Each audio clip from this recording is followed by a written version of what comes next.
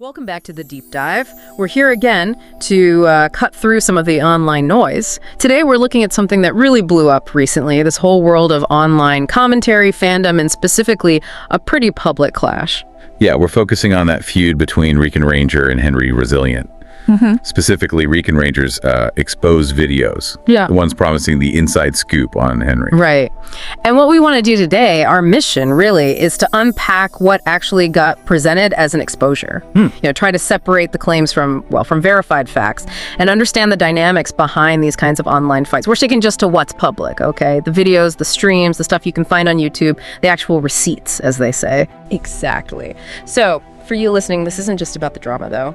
There's certainly that. The real value here is understanding how these online sagas work, and maybe more importantly, sharpening your own media literacy skills so you can, navigate the stuff better yourself. Ready? Okay. Let's set the stage.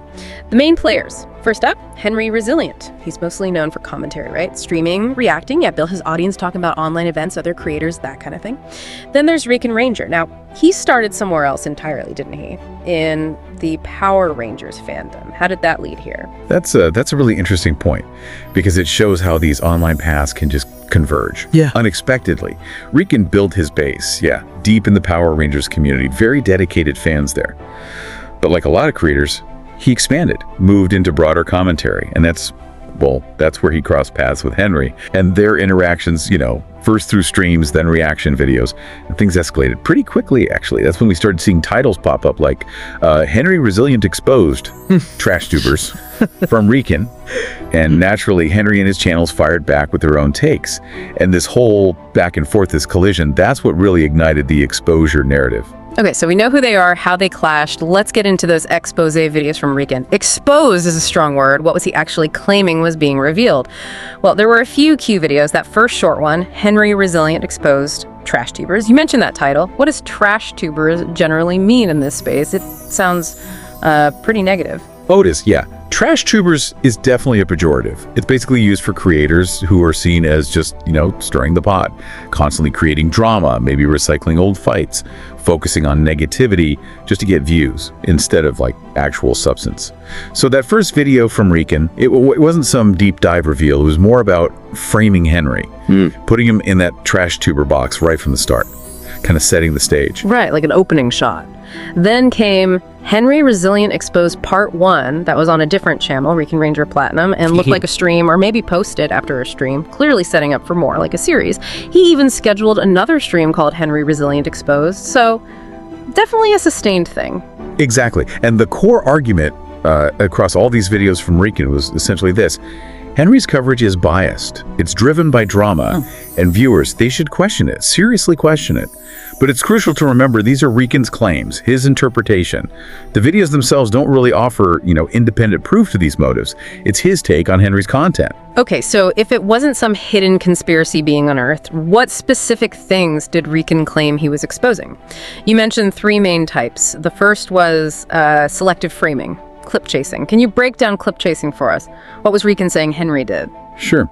Clip chasing is basically, taking short snippets, often controversial ones, maybe out of context, from someone else's stream or video, and then using those clips to build a narrative, usually one that generates a strong reaction.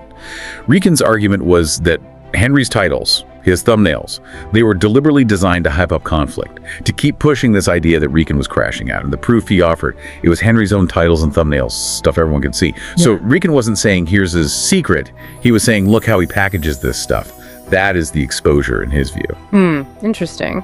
So analyzing the presentation itself, what was the second type of alleged exposure? The second one was about, let's call it the personalization of coverage. Rican basically pointed out how often Henry's streams kept coming back to him, to Rican, as a topic.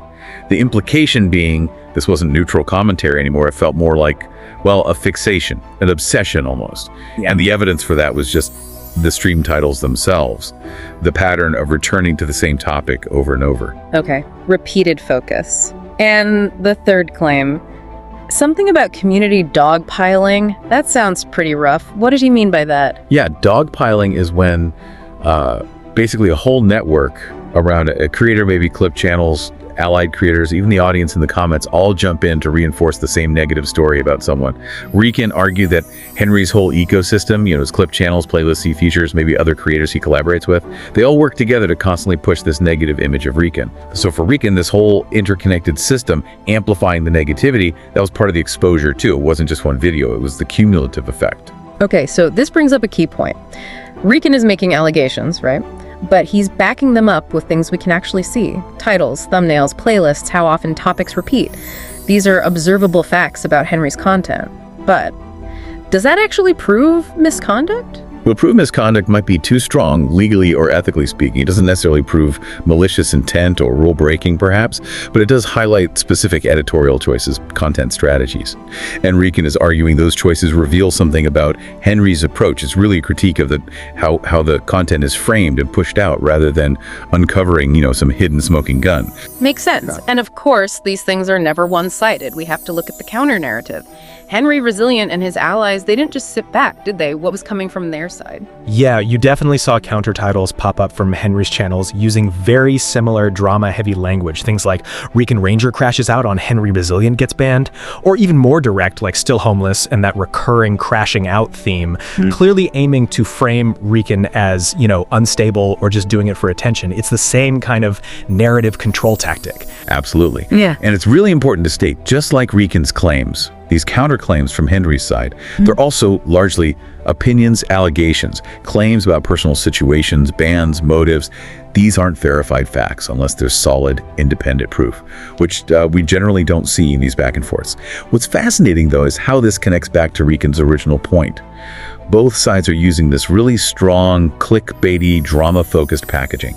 Rican's argument essentially becomes, see?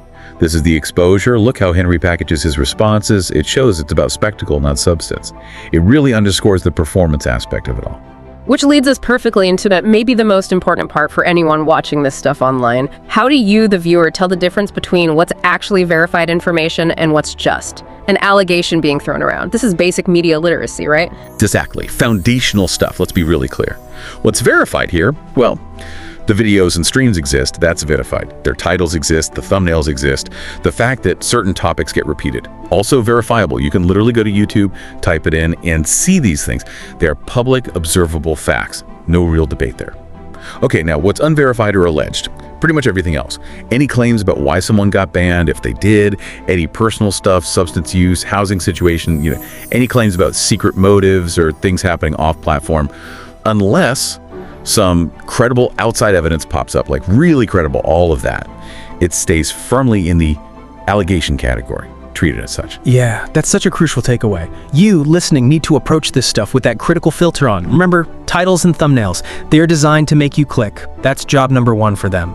And just because someone repeats a claim over and over again, even really loudly, that doesn't make it true. Repetition creates familiarity, maybe a false sense of consensus, but it doesn't add facts. It's a classic persuasion tactic. So if I had to give a sort of neutral analysis of Rican's exposure, it wasn't really about finding one big secret. It was much more like building a case, piece by piece, against Henry's style. His editorial approach, highlighting the thumbnails, the repeated themes, the labels used, how the community echoes it. It's a critique of the methodology and the whole ecosystem around it, not necessarily finding hidden dirt. Okay, so how can you, our listener, apply this when you see the next online drama unfold? Because let's be honest, there will be one. Here's some questions to ask yourself. Is this content actually presenting new information, new evidence, or is it mostly just reacting, labeling, name-calling? Are playlists and clips just hammering the same narrative point over and over, creating an echo chamber? And critically, is there any information coming from outside this bubble? Any primary sources beyond just these two creators talking about each other? Asking those questions helps cut through it. And that pretty much brings us to the end of this deep dive into the Rican Ranger versus Henry Resilient feud. We really hope breaking it down like this helps show some of the tactics at play in these online conflicts and just reinforces how important that media literacy piece is for all of us. It helps you stay informed, not just inflamed. It really does. And maybe it leaves us with one final thought to chew on. In this digital age, with content constantly flying at us, how much of what feels like truth is actually just a really well-crafted narrative, shaped by clicks, views, and specific choices? And how do we, as people trying to make sense of it all, get better at looking past the fireworks to see if there's actually any substance underneath? Something to keep in mind, definitely. Apply those skills everywhere online.